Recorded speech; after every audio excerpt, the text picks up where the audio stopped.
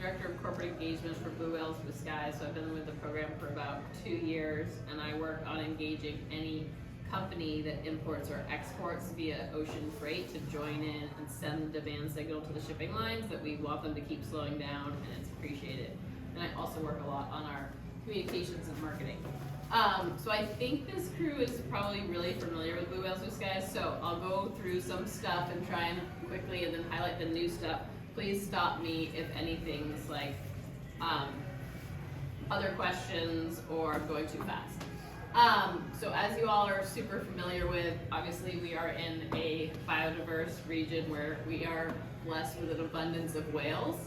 And the entire reason that Blue Whales Blue Skies exists is because since 2007, NOAA had long been issuing a voluntary vessel speed reduction. So we have endangered fin, humpback, and blue whales in this region, and globally, not just in our region. Ship strikes and entanglement are the top two. Oh no, I should top two risks to whales. And this you can see is all the global shipping traffic.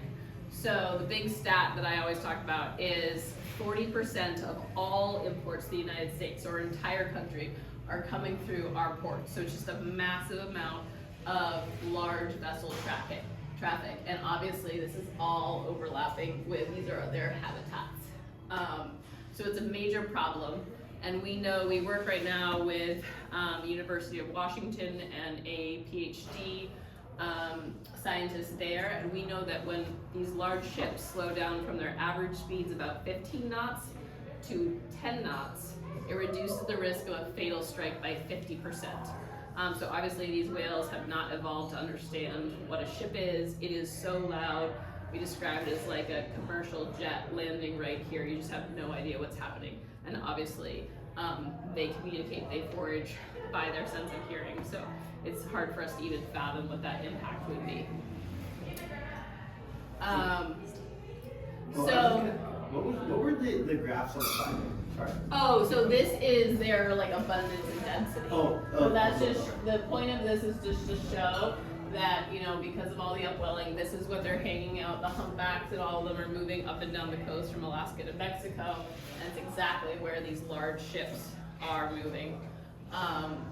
And so, you know, obviously you could argue that it should be a mandatory vessel speed reduction, but the reality is it's not. It's a voluntary request. And so Blue Whales Blue Skies came out a decade ago because they weren't seeing great industry adoption and recognition of this voluntary request. So the whole point was, how can we incentivize the ships to slow down when actually they don't have to? And one of the things that was a major contributor to the ability for Blue Whales Blue Skies to start is that endangered whale peak season overlaps with smog season in California. And another thing that many people, I wasn't familiar with until Blue Whales Blue Skies myself, is about 50% of all the smog forming pollution, especially in Ventura County, is actually coming from these large vessels. We have onshore winds, so, and you know, we have massive amounts of traffic. They are burning, you know, diesel engines, and all of that is being blown onshore. And so NOAA sanctuaries and the air district, including Ventura and Santa Barbara, got together and they figured out, okay, this is a major problem, but we don't have jurisdiction over the ships. Is there a way that we could get them to slow down? And we work every year to verify the impact of vessel speed reduction, and when they slow down, they're much more efficient. And we verify that at a whale safer 10 knot speed, it's also reducing air pollution emissions about 30%. So that's really huge and benefits all of our air quality. And this map here is showing the existing vessel speed reduction zone. So everything in gray here is what we've asked the ships to slow down from May to mid-January this past year. The exciting update is that in a couple weeks, hopefully you'll see a new map, and that area of gray is going to be a lot larger, because last year AB 14 was signed into state law. It was spearheaded by Assemblymember Greg Hart, and that gave the program basically the green light to become a statewide program. So obviously right now we are in the phase of figuring out what does statewide actually mean, and looking at that whale abundance and distribution data, working with our air district partners to understand where is it optimal for ships to slow down for air quality. And then also we've been consulting with industry to get their feedback. In a couple weeks, this map will hopefully look a lot different, and ships will be slowing down across a much larger swath of California. Because as you can see, this is not going down to San Diego, where there is a big port there too. Okay, I touched on all this. This again is the map in green. And this is just to show you what we send to the shipping companies each month. So what we focus totally on positive recognition.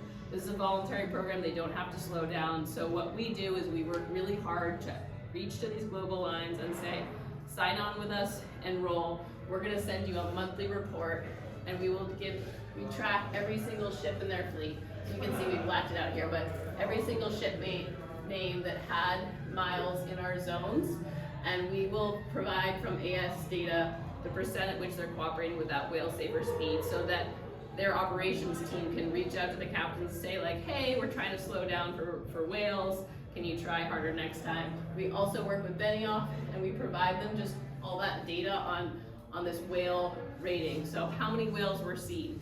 And this is really powerful because it really connects with the captains. We have captains on board that are taking pictures of the whale, they're submitting whale sightings data, and it really just kind of reinforces like, there's whales out right there, right now, while your ships are translating, and here's the impact of slowing down. And so then what we do each year is we get all their AIS data so we can see how fast every ship is transiting through the channel. We'll quantify that for them and give them each a ranking. So we're trying to get all these ships ideally to have 90% or more of all miles traveled through our zones during the season at whale safer speeds. We give them a big award at our award ceremony year, and then we have different categories for if you hit other thresholds. And then what we're doing, which is happening right now because our season just ended, is we work with our research partners and we'll quantify the net benefits in terms of reduced emissions, reduced ship strike risk, and then reducing underwater noise. So we work right now with Scripps Institution of Oceanography. They're our amazing partners. They actually have monitoring devices in the channel, and we can quantify when the ships slow down from 15 to 10 knots, how much does that reduce underwater radiate noise, which, as I'm sure you all know, is a big deal for whales' ability to communicate and forage. And so last year, for example, we reduced underwater noise from the participating shipping lines by 38%, so it's pretty huge. And then in terms of everyone asks, why are the shipping lines doing this? So we promise to verify their results and to celebrate them. And then we communicate it. So we talk a lot, we spend time on writing articles, we'll spend time on marketing. We put it out to the world to say, hey, these are the shipping lines that are slowing down, and this is the impact of their efforts. And then they're going to be using that in their sustainability reporting and in their communications, which obviously is good for their brand. And then with the ambassador program, what we're trying to do is to get companies to prioritize and say, hey, I only want to ship with the shipping lines that are slowing down. And so then we can say, we're actually driving you business. And so that's one of the ways that as the program grows and expands, we're trying to get more and more shipping lines that have signed on. So last year, for example, for our ambassador program, we had 44 international shipping lines participating. Right now that translates to about 85% of all shipping containers moving through the channel are currently enrolled. So it's a pretty impressive number, and that's grown. I think in the first year maybe they had 7 shipping lines signed on. So this is a little bit about the ambassador program. These are all the different companies that we have gotten to sign on to commit and prioritize shipping whale safer. This program was only launched 2 years ago, so it's a lot newer. But in terms of the folks that come out, or maybe their first time whale watching, a lot of people I think are looking for ways of, okay, I'm excited about whales, what can I do? This is one option in which they can reach out to the brands or their companies that they might work at and say, here's something that you can tangibly do that will send the demand signal to the shipping lines that we appreciate them slowing down and to keep doing it. So our ambassador program is free. You have to ship with at least one participating line to get in the door. And then like we do with our shipping lines, we're trying to encourage them over time to say, hey, I just want to work with the shipping lines that are doing the best job. And these are our latest 2025 results. It just came out a couple weeks ago.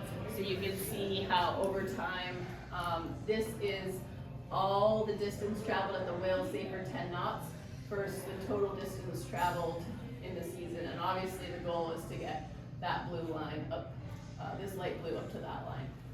But I do like looking at that chart. So I think last year it was 481,000 miles at whale safer 10 knots. And these are all the shipping lines, so these are the ones that slow down 90% or more, 70% or 50%. And these are just kind of examples of how we quantify the benefits. These are from 2024, looking at reduced strike risk, and then analyzing the benefits in terms of noise.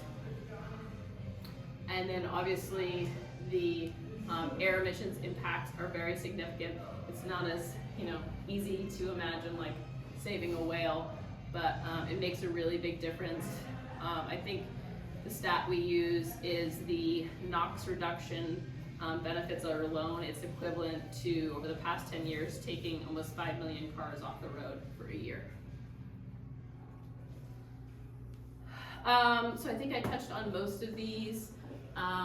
Spreading awareness to people about responsible shipping. This is a very, I think, little known issue. Most people don't think about the impact of ships on whales and that we're all reliant on goods that are moving across the world. So the impact of just telling people about it is really huge and definitely can help them think about, hey, reach out to the companies you're buying from and always let them know, like, I shop with you because I appreciate your stance on environmental issues or whatever. I think companies really pay attention to that, especially right now when there's a loosening at other levels on regulations.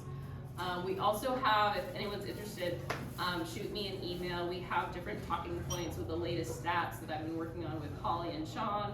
If you're interested in talking and having some new stats for folks out on the boats, we can share those with you and update them over time so they're fresh. And then also happy to develop like signage that can be put up in the galleys.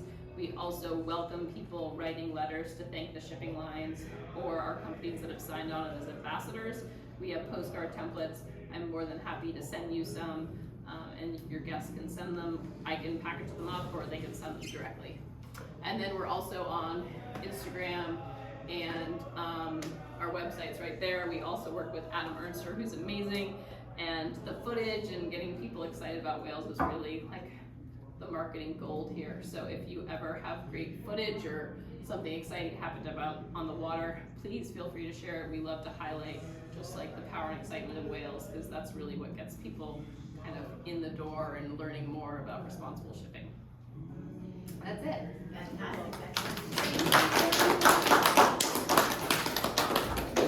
I've always wondered, like, this at the end of the day,